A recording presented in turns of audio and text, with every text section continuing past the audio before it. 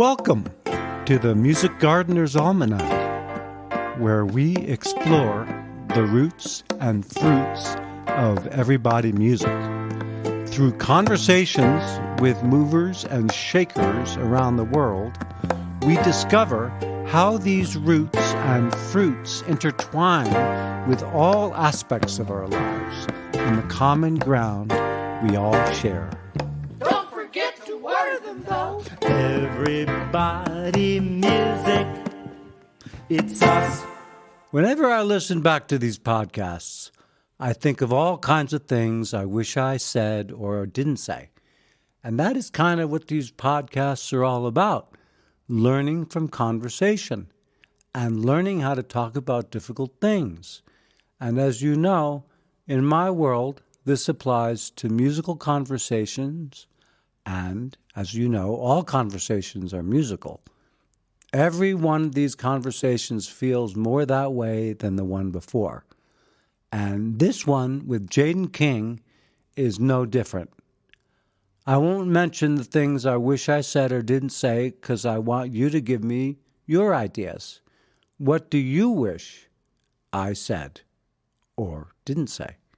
And if you want a deeper understanding of how I feel about music, just apply everything that Jaden said about God and Jesus to how I feel about music.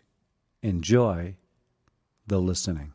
All right, so right now, everybody, hello everybody, we got Jaden King here with us. Hey there, thank you for having me. Yeah, it's really great, man, because, okay, here's my side of the story, okay, and then you can tell your side, okay? So, my side is that we play at the Square every Saturday from 5 to 6, by the way, in Prescott. And we sing these songs. Now we're calling it Sing Our Metamorphosis. And it's songs like, that challenge the status quo, songs that support people in change. Mm-hmm. And they also express, the ones of us that are organizing it, we talk a lot about which songs we're going to do.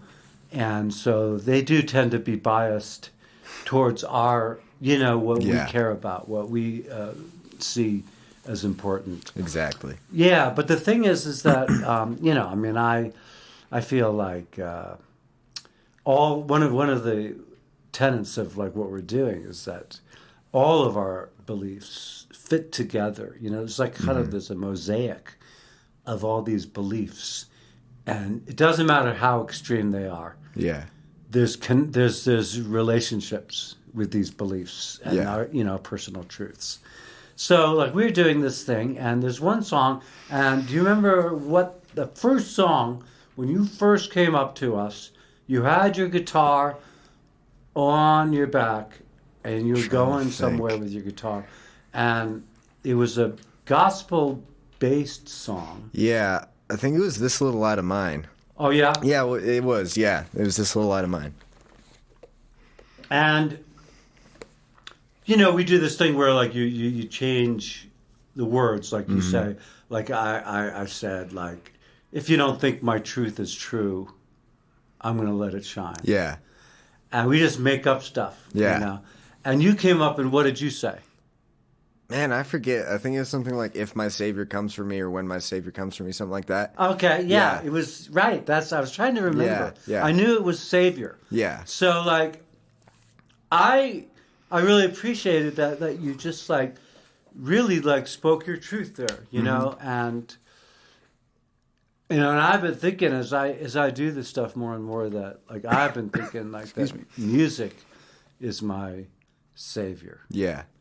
And I appreciate that you appreciate that I have a different perspective on what it means to be saved and whatever. Yeah. I feel like it's a constant unfolding. Mm-hmm. I'm saved every day. Yeah. So I just and then you told me about all you said was that you used to carry, I think. Yeah. And I got the sense, like, I don't know, like, did you have a lot of guns? No, I was too poor for that, but I did have, like, I had a Glock 19, just like an everyday carry, and I loaded it up with hollow points, which you only use those if you're gonna use it for self-defense, so. Oh, really? Yeah. Oh, yeah. Because I thought they did a lot of destruction. Yeah, hollow points explode on impact, so basically if you shoot the torso, it's an instant kill. Okay, so I thought that they were really designed to kill. Yeah, they are, yeah. Oh, I see. And that's where the self stuff. Yeah, dual. so- But I mean, in self-defense, let me just ask you, as long as we're talking about this. In self-defense, couldn't you just, like, shoot the person's legs? So I've been in some self-defense, like, situations before, and they're over in, like, 6 seconds. So you're trained to aim for, like, the biggest part of the body, which is the torso. Like, trying to shoot a leg would kind of be Risky. It would be risky and hard because, like, you got to make sure the first shot counts. But yeah, like, that's basically the laws of self-defense, is make sure your first shot counts because you're not guaranteed another. Wow. Okay. Yeah. Wow. This is brilliant. So, like, and that's the reason for the hollow. Yeah, I was going to say hollow bodies. yeah. You know, thinking Well, like they're a called guitar. that too, yeah. Oh, really? But, yeah, hollow body bullets. But yeah, hollow points with them. I mean, I got them. Like, I only had 2 magazines full of them on me at a time, and those ones I never ever shot because I was like, they're expensive and they're only for self-defense, killing somebody. So, yeah, but I did intentionally carry with the idea of self-defense in mind, and, like, being ready to kill somebody and training to do that if something ever did happen. Yeah. But So you were ready. Did you ever have close call? I'm assuming that you never did have to kill anybody. no, I drew it once in a drew situation. it? Yeah, I was downtown. It was like about 1 or 2 in the morning. I was leaving my brother's place, and I was walking to my car, and this like white truck with 2 guys in it, like, turns its lights on and just starts slowly following me. And then I like, my senses started going off saying, danger, danger, danger, like something, like they were actually following me, and they'd been waiting outside for some reason. So, I mean, I just started getting into my car, and while I was doing that, I drew out my gun and racked the slide, and then they turned around, and they just, like, did a full 180 and just sped off. So they saw you do that. Yeah, they saw me do that. So that was an act of like that was actually a productive act of self-defense. Yeah, that was, because I didn't have to shoot anybody, and in that moment, I was like, if they see it, they'll probably leave, because I would have been the one to draw first. So, yeah, but wow, that was brilliant. yeah, Okay, so I mean, you said that you already you were brought up in a religious household. yeah. Was that like what kind of? Was it a born again Christian? So my parents were both raised in Christian households too. Yeah, they were both raised in Christian households. Neither of them were really, I would say, born again Christians. Like, they got a lot more serious about their faith later on in life, about the time that they were preparing to get married. But yeah, like, what do you mean by a born again Christian household? Like, Well, I look at, like, let's actually, it doesn't really matter, because what I'm really wanting to know is what your background is, because it's interesting. I used to think that Christians in general didn't carry guns. yeah, And I know that that's changing a lot. And also I know that I might have been skewed because I was raised a Quaker, yeah, which is not really Christian. It's sort of like quasi-Christian, depending on the where you're raised. But one thing about it is that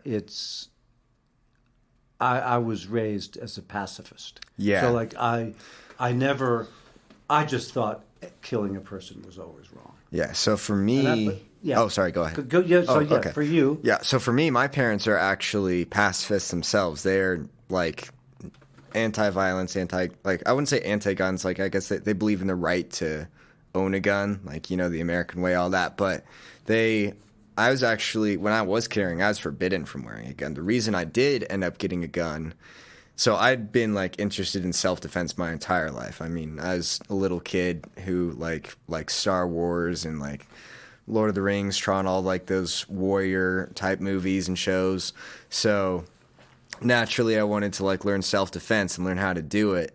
So I think my first self-defense thing I ever did was I took karate for like a month as a kid. And then from there I went to fencing, which is sword fighting, that sort of thing. And I did a little bit of UFC training with a friend once at the college, and that was fun. But yeah, I always What's like UFC? Ultimate Fighting something. It's basically like it's like boxing if there's like basically no rules and you just put two people in an octagon and they beat the crap out of each other until one of them can't beat no more. So Okay. yeah, yeah, I was always kind of like paranoid, I guess, and like ultra aware of my surroundings, like thinking everybody's kind of out to get me, that sort of thing.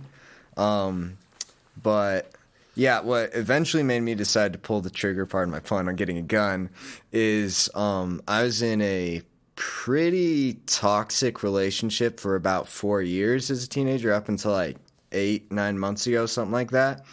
And my ex's family was very strongly like conservative Christians. No, conservative at the beginning, Christian at the end. And I don't know, I kind of felt a little bit like there wasn't like any explicit pressure to get a gun, but like, I mean, the dad carried, the brother-in-law carried, right? And like, it was very much a gun-centered household, and I was like, well, I'm a man who wants to be part of this family. I should carry, and so I started doing that. It is carrying is an experience. I'll tell you that. So when I started doing it, I was 18. That's the legal age to carry, open carry in Arizona. So you can't conceal carry. I eventually ended up concealed carrying either way, but open carrying, you can like feel the fear from people. Like you will walk down a street and people will like sometimes just walk out of your way to avoid you. Kids look at you like something scary. Like part of it probably was that I was a kid with a gun versus an adult with a gun. I know some people feel safe when there's an adult with a gun in a room. I personally am like indifferent to it. I'm like, okay, he's got a gun. Good for him. But like for me, it was kind of, I don't know, having a gun on my hip was like an instant way to manhood in my mind. It's like, it made me feel like a man. Like my ex's dad, he always taught me like fear is respect. Like he was like very, very like purposefully scary to people. Like he liked being the guy with like the resting bitch face in the corner and that sort of thing, like bullet head, like all sorts of stuff like that. Like he enjoyed that. And Did you say the resting bitch? yeah, it's like it's just like an expression that never changes. It's just like scary. So it's like yeah. You know, it's just like looks like they always it's like display the ultimate man, really. Yeah, I mean, it's how it's presented to us. Yeah, it's like how we're supposed to be, like carrying a gun, like big burly, beard, bald, that whole deal. So I was like, people fear me now, therefore I have respect, therefore I'm a man. I have a good job, I'm a man, like that sort of thing. But once I got out of that relationship and once I started feeling convicted about my, I guess, overly conservative and Republican ways, I'd realized that had become my religion. I bowed to a flag, not a god. Okay, let's go back. So, okay, you weren't raised like, were your parents like quote conservative? Like I don't really like that word conservative because it doesn't really mean that much. It doesn't really describe everyone it has well. there's so many different ways to be conservative Well, so it's like identifying as like Republican is how I mean it, and right. And then there's another. I mean, like I think that there's Republican, and somebody was actually calling it MAGA Republican. Yes, MAGA Republican is the kind that I have an issue with. My parents were never anything like that. They're like conservative in their beliefs because of certain issues like abortion or things that go against our Christian faith. Like that's to the degree that they get political. or freedoms like being able to homeschool. Like I was homeschooled, my siblings were homeschooled. See, that's another, like, to me, like, that's kind of a hippie thing. Homeschooling?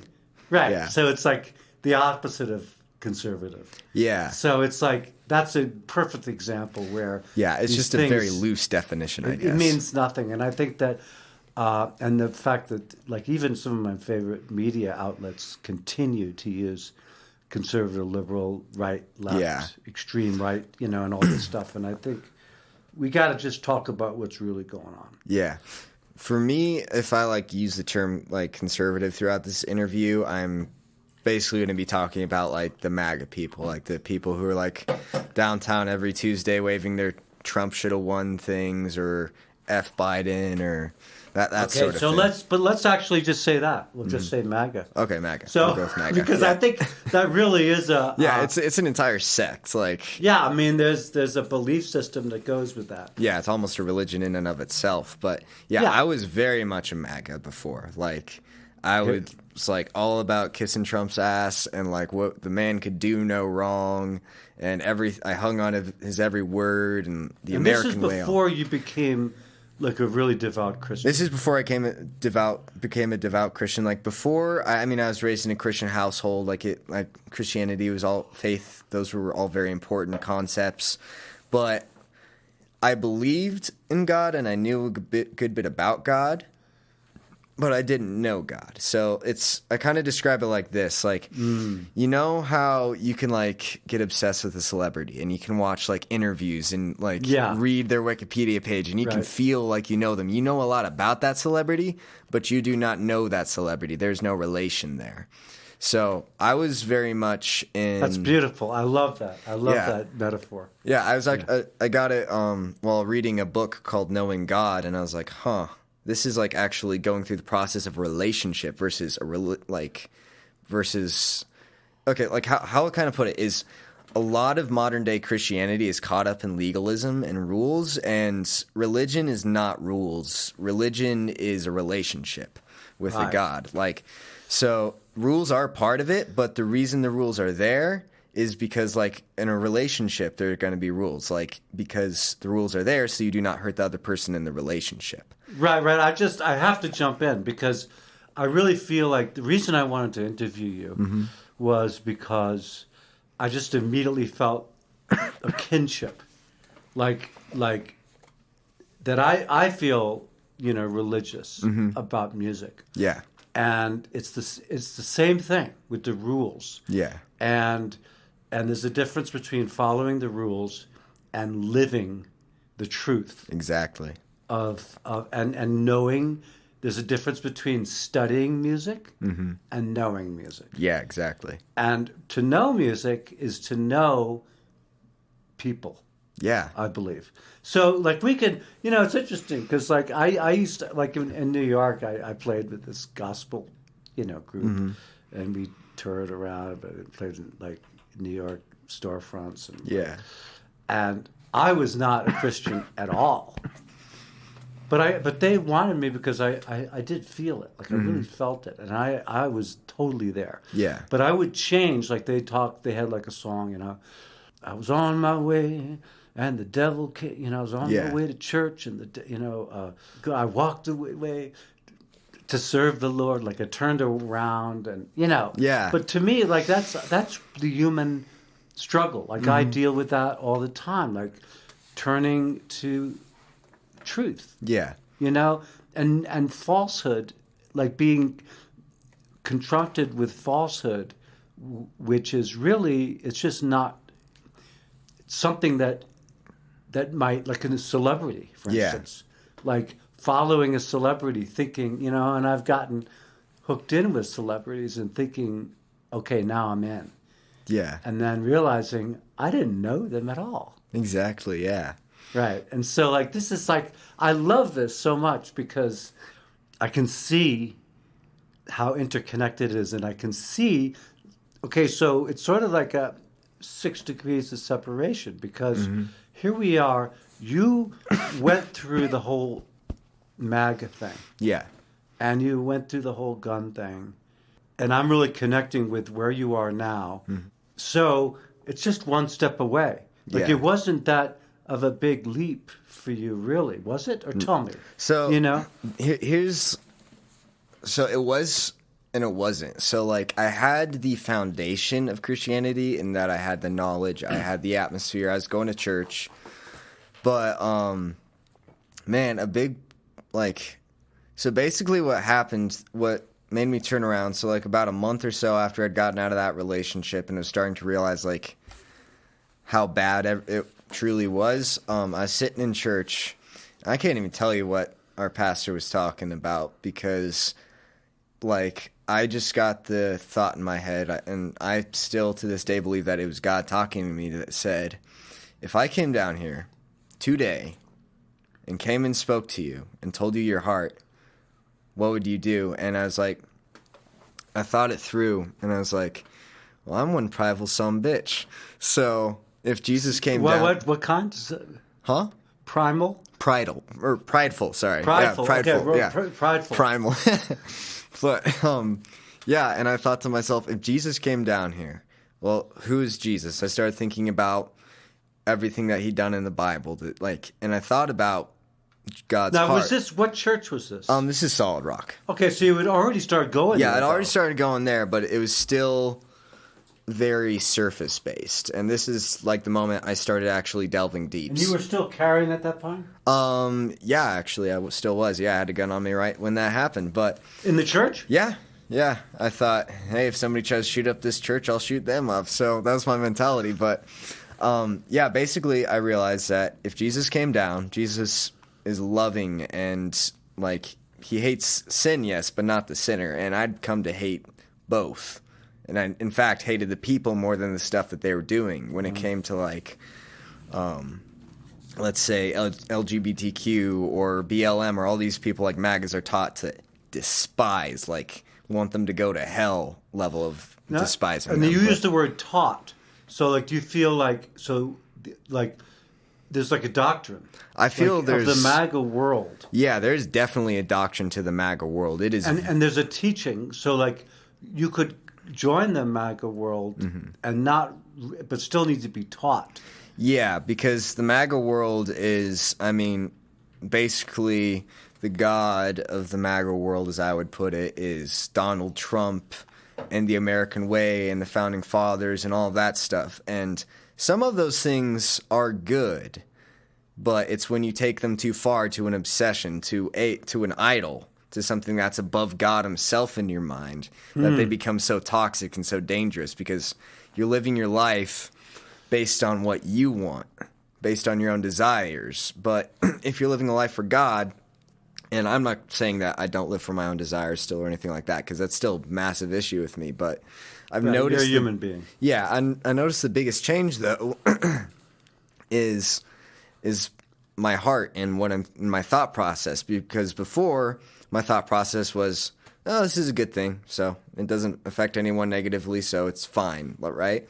And now my thought process is, why do I want this? Like, is this a selfish desire? And a lot of the time it is. And then I have to get my heart in the right place before I do the good thing, because I don't want the good thing to be about me. I don't want it to be pleasing my sinful desires, so to speak, in my heart. I want them to be pleasing to God. Now, but when you do these things, I know we're going places I didn't expect. But I mean, but it's good because if you're cool with it, because like when you go to these places that you're calling them sinful, Yeah. right? And I relate to that, and I think I know what you mean. Do you feel like any sense of shame? Do you feel like you are messing up? Here's the thing.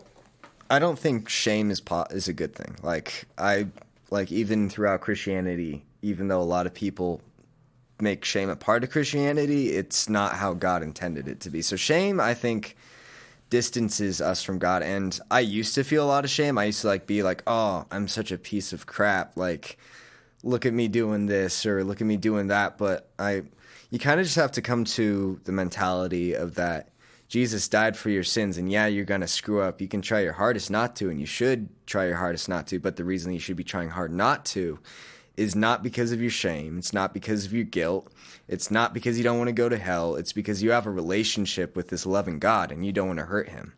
Just like you wouldn't want to hurt your friend or your wife or your brother or your sister. You wouldn't do things like that. But also, do you feel like you wouldn't want to hurt yourself? Because ultimately, yeah, some of these things, they feel good. Mm-hmm.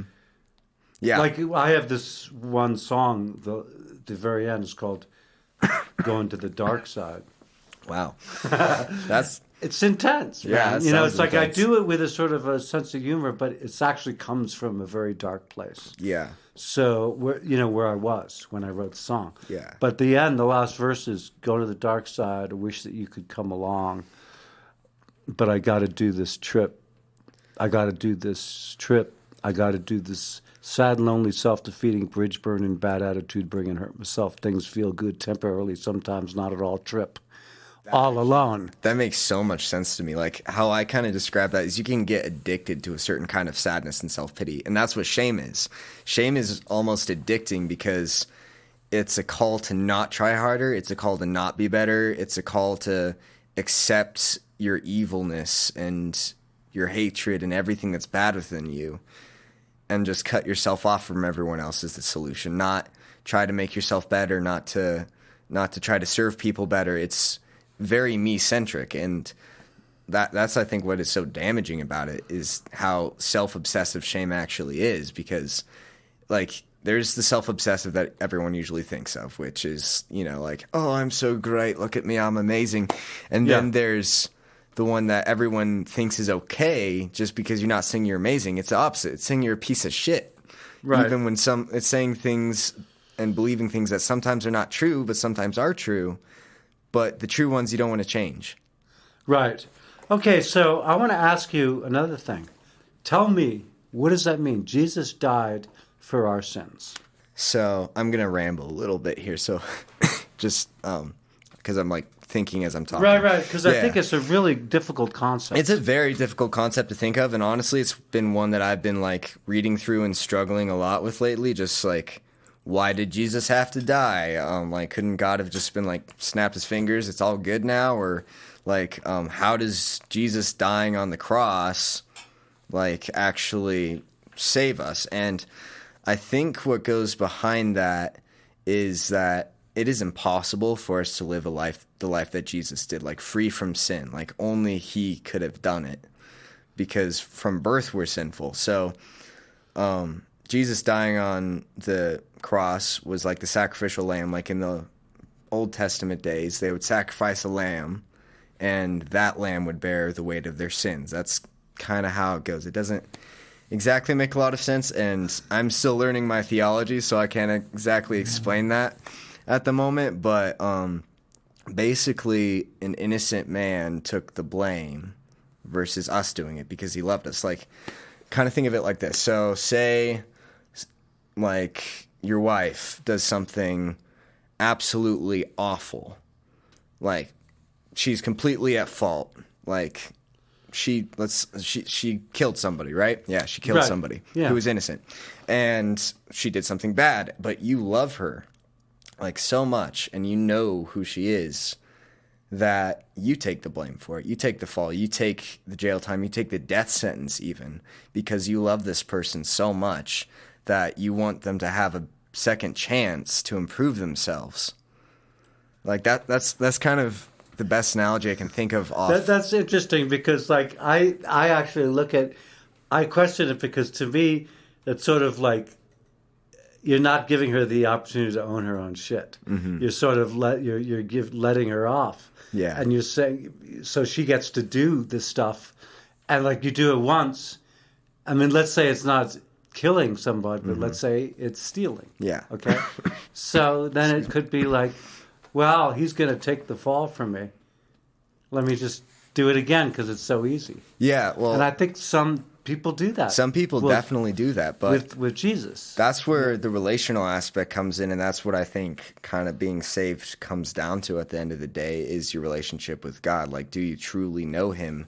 Because, I mean, if you think about it, like Satan, he knew Jesus, he knew God just fine, he knew them, but he still chose. Like, you still have an ability to choose, if that makes sense. So I think the choice itself about what you do after that, like you're still going to sin, yeah, but it's about coming to God with your sin and owning that sin, not just continuing it and being unrepentant.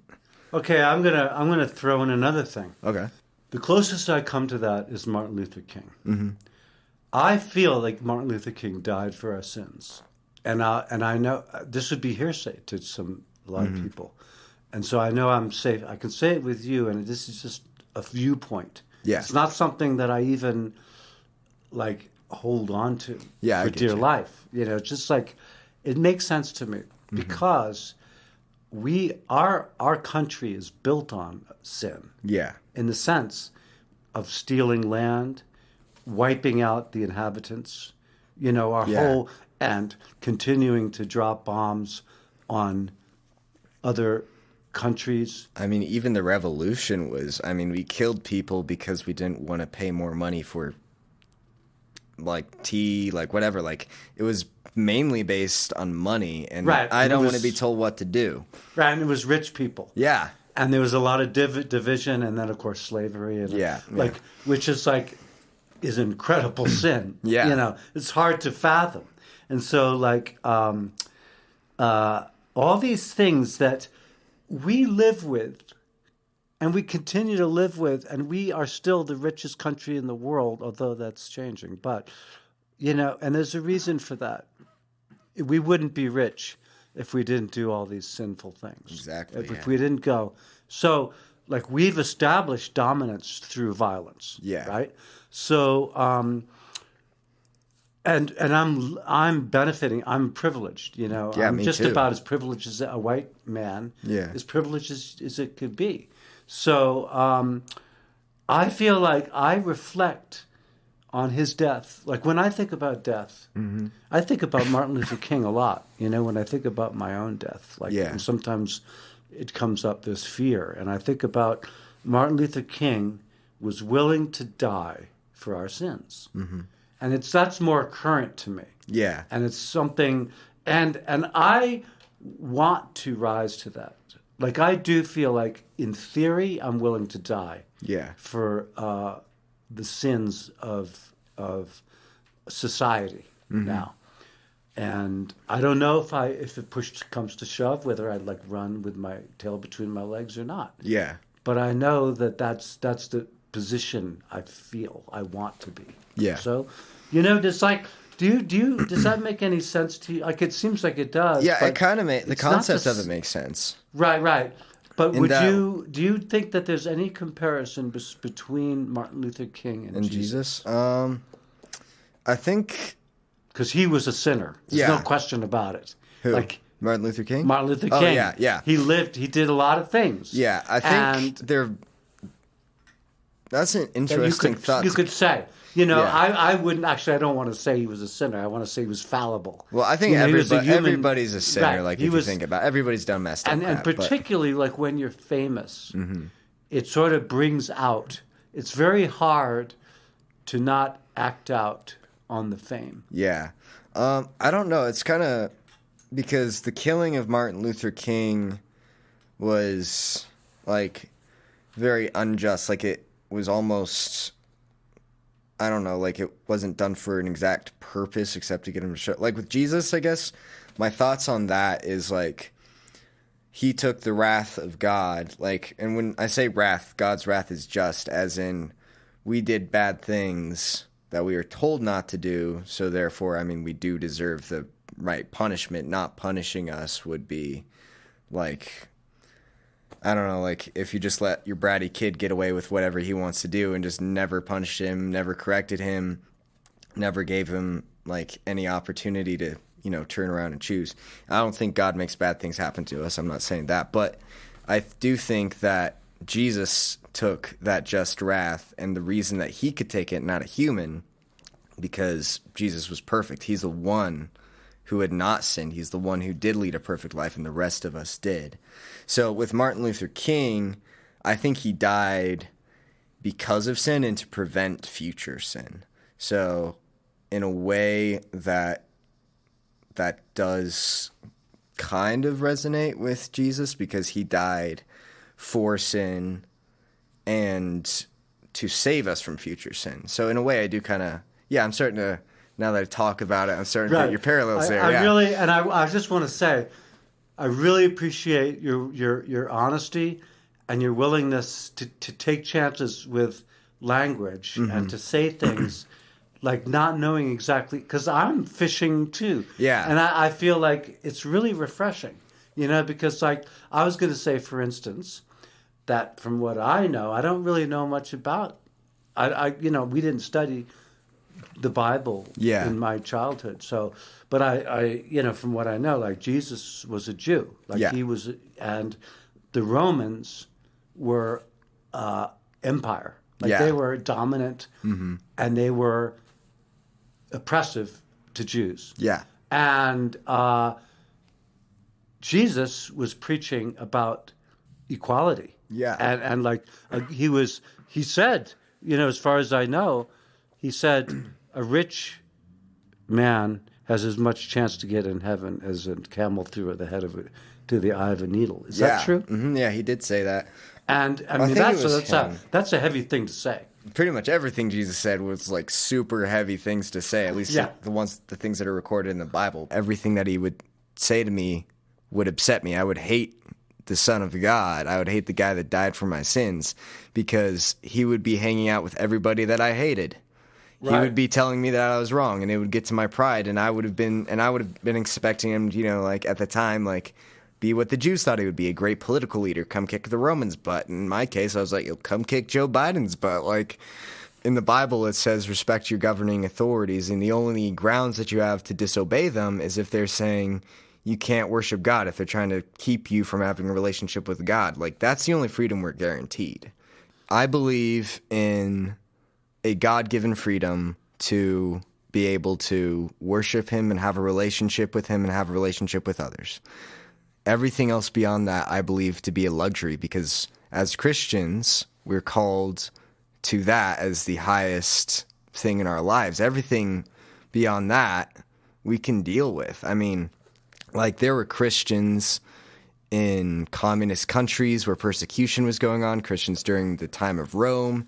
Like nowhere in the Bible does it say we are guaranteed the kind of freedom that we have in America. It is a privilege and a luxury that we have it. Yeah, but I don't like it when people say, oh, this is something that like God told me I could have or something like that. It's like, no, God told you you could have faith in him through the hard times. You could have faith in him during the persecution, that you would put your own personal comfort aside and follow him and defend others. Like, and what does he give you for that? Well, an eternity with him, getting to know the best being ever. I mean, that's pretty cool. I mean, to hang out with God. Yeah, hanging out with God. I mean, that's the eternal reward right there. It's not even getting to live forever, because if you think about it, getting to live forever, that would be hell. I mean, that would suck to a point. It'd be nice at first, but eventually you'd want something more, even if that something was death. But with God, I mean, it's an eternity of getting to know the God of the universe. I mean, you need an eternity to do that. So, but are you? So you could have that eternity can exist in the moment. Yeah. So like you can know like God. It's really about the now. Yeah. Like, it's about like, now. I would say that's the gift. Yeah. The gift is to know God now. Yeah, and right now, like this is like kind of something that I just thought of, so I'm just freewheeling right now. Yeah. We always exist in eternity, because no matter what, you're going to live forever one way or another. Just the difference is, are you going to be separated from God or are you going to be with him? Like, that's kind of what it comes down to. But either way, you're living in an eternity, and it's kind of what eternity you live in is what you make of it. So Right. Yeah. So anyway, because I don't want to like make this podcast too long. Yeah, I got you. And I want to focus, because actually, what do you think? I had this idea for this, the name of this. What's that? It's just off the and you just tell me what you think immediately. All right. From guns to God. I love it. Yes. Okay. That's perfect. Because that's what so I'm here. I'm getting like this picture, you know, and it's a great story. Like it really, like I feel it. I really feel it. You know, even though I lived such a different life, you know, as a Quaker, but there's kind of a doctrine that I grew up with. Yeah. So, but I mean, so you got into this MAGA thing partly because of through this relationship. Like you really wanted this relationship. Yeah, very much so. I mean, I bought a ring, so yeah, it was serious. But yeah, I don't want to talk too much about that because I mean, the people live in this town. I don't want like anything bad happening to them. Like, and it's not really about them. It's not about them. No, it's about like every decision I made in that relationship was still my decision to make. And I chose the wrong one at pretty much every damn turn. But at the end of it, I don't regret too much of it because, number one, dodged a bullet. Number two, I came out on the other end with... I'm going to be honest, I came out on the other end broken. I was broken in myself, and my heart was broken. I didn't trust people anymore, and I was left to turn to God. Like, I think God takes the bad things that evil brings about in life, and he turns around for his glory and his good to draw us closer to him. I don't think God makes bad things happen, as I said before. Like, I don't think he made me go through that. Everything that happened there was because of them and because of me. But I do think that he took it and worked it around in the end and said, you screwed up, yeah, but I'm going to take your screw up and I'm going to make you come closer to me. I'm going to give you something because I love you. Yeah. Right. And that's the beauty of it because I think that God is beyond good and bad. Mm-hmm. Like, it's like God doesn't make things good and God doesn't make things bad. And when I say God, you know what I mean, because some of you don't use that word. Mm-hmm. But I think we all kind of know what we mean. Yeah. You know, there's so many different ways to talk about God. If we were to consider, like, that's the name of this podcast is From Guns to God. We spent a lot of time talking about both guns and God and the transition. So now you don't feel a need to carry a gun. No, here's the thing is when I was carrying a gun, part of there's a few reasons I felt convicted about it, but one of the main ones is I had all of my trust in a piece of metal on my hip and my ability to use it. That's where my trust for my safety was. It wasn't in God. It wasn't in faith. It was just about me. And also, when you get to the New Testament, and this is very much an overlooked verse that's like thrown around in Sunday school a lot, but is never actually applied. He who lives by the sword dies by the sword. And that is like such a cool verse to me because that's when Jesus was like flipping the script. It's like, oh, no. We don't do that no more because I came. This is like the big difference maker right here. You don't have to kill anymore. I'm here for you. Like, right, you don't have to kill. Yeah, you don't have to kill. I love that. Like, you're released. Yeah. You're released from this. You're released from killing, and also you're released from fear from death because why do you kill? Because you're afraid of death. You're afraid of others dying. You're afraid of yourself dying. That would be a perfect place to break into Down by the Riverside. Oh, okay. And you know that song? Possibly. Here, sing it for me real quick. I'm going to lay down my sword and shield down by the riverside. Yeah, I know that one. Down by the riverside. Down by the riverside. Gonna lay down my sword and shield down by the riverside. I don't know the chords for it. Where are the chords for it? Okay, so we were just singing in the key of C just now. Mm-hmm. Let's see here. Down by the riverside. And this, was originally a gospel song. Yeah. And there's a line, in one of the versions, I'm going to walk with the Prince of Peace. Yeah.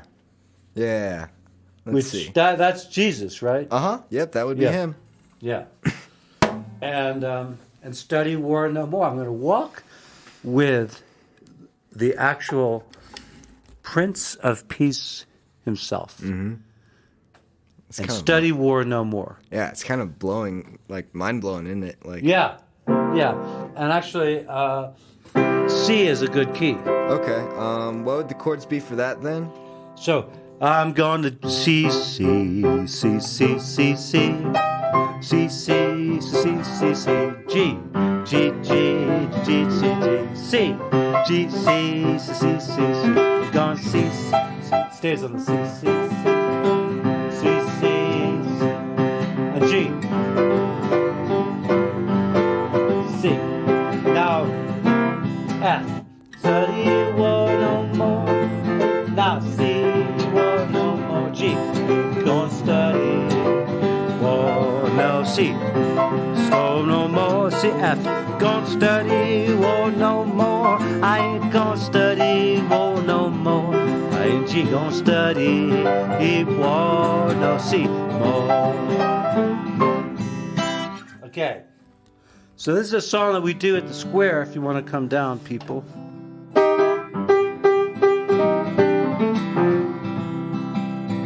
I'm going to let you go. Okay. I'm going to lay down. I'm in C now? That seems weird now. I'm going to lay down my soul in shield. It's now that it's the wrong key. It is? Suddenly. Huh. Let's try G again. Gonna lay down my soul and shield down by the riverside. D. Down by the riverside. Down by the riverside. Gonna lay down my sword and shield. Okay, let's do it again. All right. Okay, because you changed the. You're looking at the chords and you have the chords. Yeah, I have the chords right here. Great. So my chord, when it says D, it's actually D7 instead. D7. Yeah. Yeah, D7.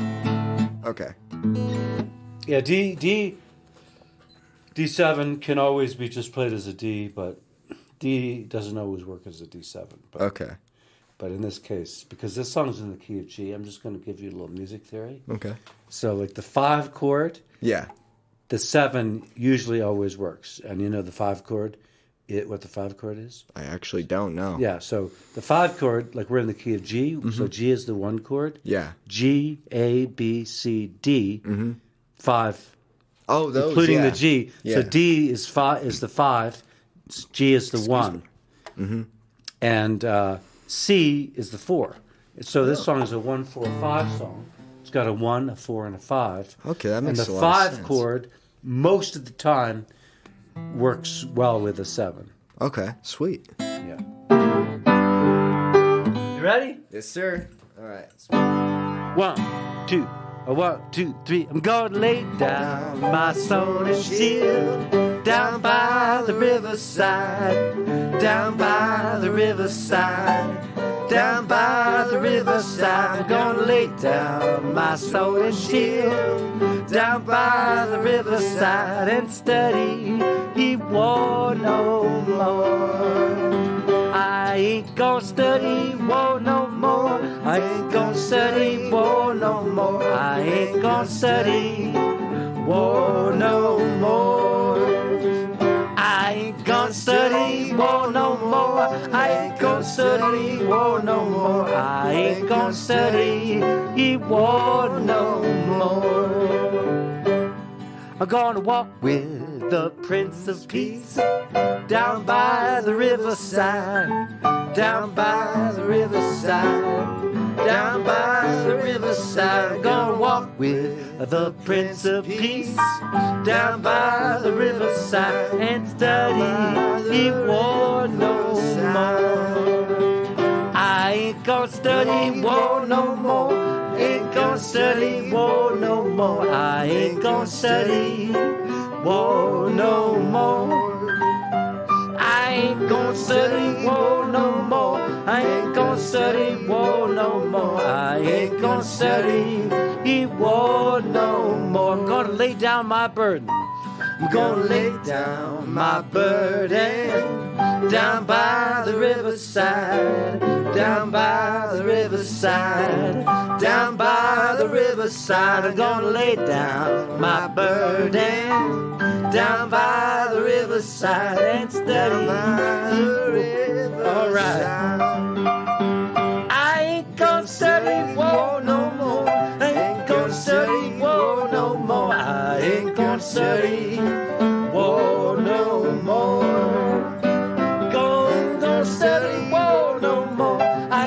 study war no more. I ain't gonna study war no more. Love everybody I see. I'm gonna love everybody I see.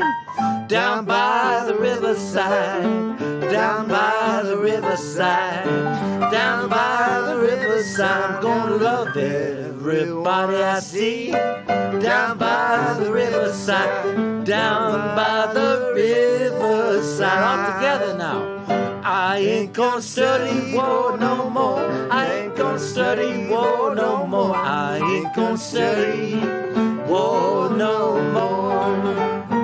I ain't gonna study war no more. I ain't gonna study war no more. I ain't gonna study war no more.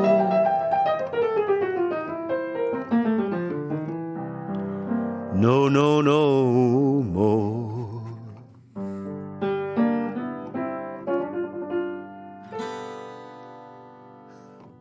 Everybody music, it's an ancient genre and the latest craze.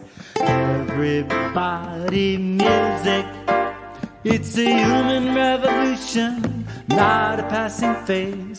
'Cause everybody is a musical body designed from the ground up to connect. And everyone can be a music gardener. All you've got to do is sow seeds of music wherever you go. Don't forget to water them, though. Everybody music, it's us.